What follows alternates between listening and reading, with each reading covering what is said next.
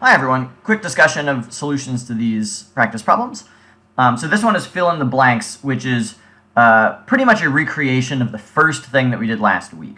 So we want to bounce if we hit the left or right hand edges and screen wrap when we hit the top and bottom. And remember, screen wrap means that if it exits at the top, it enters at the bottom, or if it exits at the bottom, it re-enters at the top. So in order to answer this question, you have to understand what the different parts of the code are for. So rather than starting off up here, because I don't know what I should put in there, you got to think of the program as a whole. So let's actually go down to draw where all the action is happening. So here I see ellipse, that's the command that draws the ellipse. And I already have these variables x, y, and I know from my own program that I want to draw the ellipse at a location that changes, so I should use those variables. Here, I could go ahead and use whatever numbers I want for the width and the height of the circle. Okay, so let's see, x bigger than 600, so that must be the right-hand side of the screen. And this is going to be really crucial for your own success on the quiz, is you have to really imagine, or even draw on paper, which you notice I do a lot, the coordinate system for the screen. So here's x, here's y. A lot of times I have trouble thinking about these programs unless I actually draw a picture for myself, so it's a great strategy. Okay, so this is, are we off the right-hand side? This is, are we off the left-hand side? This is asking if we're off the top, and this is asking if we're off the bottom. So with that in mind, let's figure out what do we want to do in each of those cases. So let's do screen wrapping first. If we hit the top and bottom edges, all right, so if we hit the top, that means I want to re-enter at the bottom of the screen. So literally I want to set the y-coordinate down here somewhere. So if the y-coordinate is above the top, I want to set it to be at the bottom. If it's below the bottom of the screen, I want to set the y-coordinate back up to the top again. Okay, bouncing. Bouncing was a little bit different because when we bounce, the split second when we hit the wall, we don't actually want the position to change. So we don't want to say x equals something. Instead, we want the direction of our motion to change. So down here is where we're actually adding a number to our x-coordinate or our y-coordinate. So that's where we're actually moving. So the solution we'd come up with in class was having an x-speed variable and a y-speed variable. I know that if I'm going to be using them there, I've got to declare them at the top, x-speed and y-speed,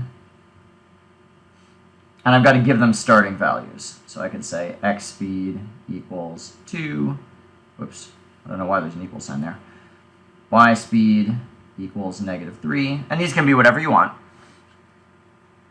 So now that I know that every single frame I'm adding 2 and subtracting 3 from the x and y coordinates, if I hit the right-hand wall, what I want to do is I want to change the number inside the x speed. So if it was positive, like if I was adding 3 every time down here, as soon as I hit the wall, I want to start subtracting 3 to send me in the other direction. So I can say x speed equals negative x speed. And then I want to do the same thing here. Okay, so it looks like we never actually used y speed, so we wouldn't have needed to create this variable. You could just have a number for the y speed. But it's not wrong to have created that. I think this is a little bit nicer and more authentic to what we did in class. You should be sure that you know why these things work. So for example, why does x equals negative x speed reverse the speed? Why wouldn't it work if I said x equals negative x, for example? This looks very similar, but does something completely different. So you should be able to think about what's the difference in those two things if you can imagine what numbers are inside the variables and how are they used. Let's do another one. So this says, modify the code so that the ball will only display when the mouse is inside this rectangular region. So if I'm thinking about this in pseudocode, or as an algorithm, I want to say, like, if the mouse is in the rectangle, then I want to display. Okay, so it looks like these two lines are what actually do the current displaying. So I think I want to put an if statement around those two lines so that I'll only do those if the mouse is in the right spot. Okay, so if I want to test if the mouse is inside this region, I got to know where are all the coordinates. So I have to have an if statement that asks, is the mouse bigger than this and smaller than this? Is it bigger than this and smaller than this? Ooh, except y's are backwards, so actually it's smaller than this and bigger than this. So this would be a y-coordinate of 0. This looks like it's a y-coordinate of 40. This looks like it's an x-coordinate of 560. And this looks like it's an x-coordinate of 600. So it's good to write it all down so it's clear in your own. Okay, so I'm going to have to write small to fit this all in. But I want to say something like, if mouse x is bigger than 560, because mouse x is where the mouse is. So I'm saying, is it to the right-hand side of there? And also, is mouse x smaller than 600? So now I'm asking, is the mouse between the left and right-hand sides of the box? And then I can have another if statement that asks if mouse y is bigger than 0, so is it below the top of the screen? And also, is mouse y smaller than 40? So is it above that threshold? If all 4 of those things are true at the same time, I know the mouse is inside the box, and so that's when I want to do the displaying there. Okay, so in this problem, there's a rectangle in the screen, and it says make sure that the circle begins fully inside the rectangle, not touching an edge, starts out moving left and up, and whenever it hits an edge of the rectangle, it should teleport back to the middle. Okay, so if I wanted to start out in the middle, I know the x-coordinate has to be bigger than 40 and smaller than 560. So I'm going to set it to be 200, because I know that's definitely in the middle. For the y-coordinate, it's got to be bigger than 40 and smaller than 460. So I could set it to 300. That's definitely in there. Okay, x speed and y speed. So it needs to be moving left, it said. So I know that's a negative number for the x speed. So I'll say -3. I want it to be moving up. So that's also a negative number for the y speed. Because remember, smaller numbers are at the top. So if I want to move up, I have to make my y-coordinates smaller, which means I have to subtract a value from the y-coordinate. So the y speed also needs to be negative. Okay, it looks like I'm supposed to fill in the blanks to actually draw this rectangle. So I know the upper left-hand corner is at 40, 40, but I wouldn't want to just fill in 560 and 460, because this is for the width and the height of the rectangle. So the width is whatever 560 minus 40 is, so that seems like it's 520. And the height is whatever 460 minus 40 is, so that seems like it's 420. Okay, so last part, I've got to fill it in so that whenever the ball hits the edge of the rectangle, it teleports back to the middle. So if we're teleporting back to the middle, that's going to be x equals 300 and y equals 300. And that's going to be the same for all of these,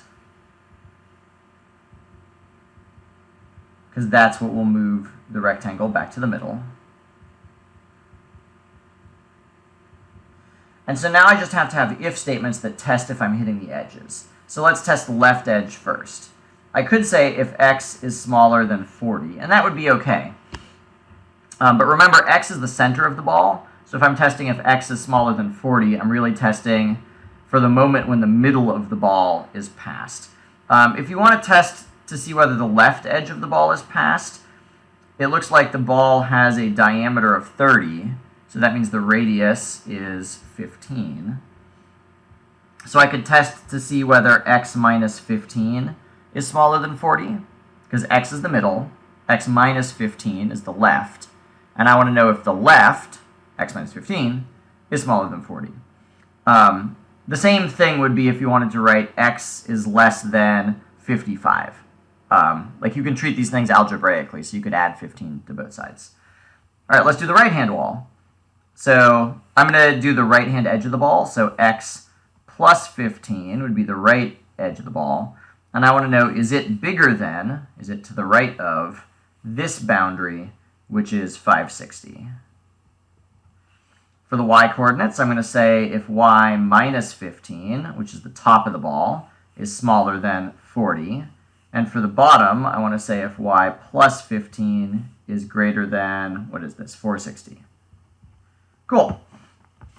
And then in order to move the ball, of course, I have to say x equals x plus x speed. Y equals y plus y speed. A common thing to forget here is to just say x equals x speed. And I might ask you, like, what would this actually literally do if we ran it? And you should be able to think based on numbers what would happen. Okay, here's the last one. So it looks like we've got code that tests if the ball is hitting the edges of the screen, and it looks like the ball is going to bounce off the edges of the screen, and that's all fine. So it's saying add to the code below or modify it so that whenever the ball hits the edge of the screen, the rectangle gets larger. So here's this rectangle. It looks like I need to fill in the blanks there. So the rectangle, it looks like is up here at 0, 0, so I'll keep it there. If it's going to get larger, then that means that I need to have variables here. Because if I just have numbers here, then the rectangle's never going to grow. So I'm going to create a variable w and h for the width and the height. And I'm going to give them starting values. So w equals 10 and h equals 10. And I'm doing that here in setup. So now it's like whenever we hit a wall, I'm going to make these numbers bigger. So I can say w equals w plus whatever we want. I could do 5. H equals h plus 5. And then we want to do that for all the sides. H equals h plus 5. W equals w plus 5. H equals h plus 5. Okay. Oh, one more. W equals w plus 5. H equals h plus 5. And that's it. So you see, the quiz doesn't have a lot to write, but you have to really understand how all the pieces fit together in order to know what the one line of code you need actually looks like. Okay, good luck.